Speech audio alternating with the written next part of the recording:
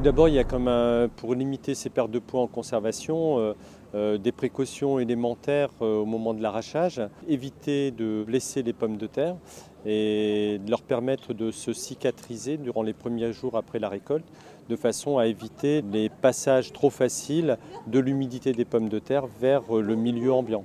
À chaque fois que la pomme de terre va être amenée à être refroidie, on va toujours physiquement entraîner une perte en eau au niveau des tubercules.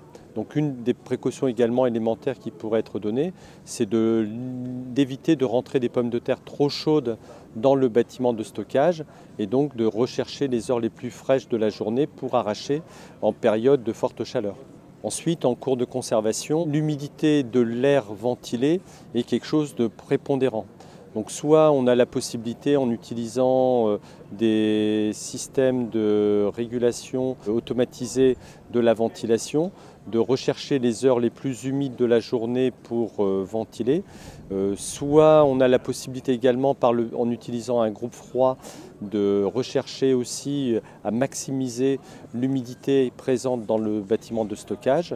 Et lorsque ce n'est pas le cas, on peut à ce moment-là utiliser également des équipements de brumisation, d'humidification d'air, qui vont charger en humidité l'air qui va être diffusé dans le bâtiment de stockage. Ce qui est important, c'est d'avoir de l'humidité bien sous forme gazeuse qui va limiter la déperdition en eau des tubercules sans avoir de l'humidité sous forme liquide qui va se déposer à la surface des tubercules. Il faut toujours rester en dessous du point de saturation de l'air.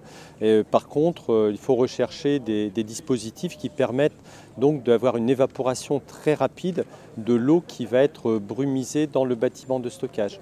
Ainsi, on peut utiliser des équipements qui permettent de produire des gouttelettes de quelques microns de diamètre qui vont augmenter la surface d'échange et de la rapidité donc, de transfert de cette eau liquide sous forme gazeuse. La brumisation d'un litre d'eau en gouttelettes de 10 microns, par exemple, va donner une surface d'échange de l'ordre de la surface d'un terrain de football.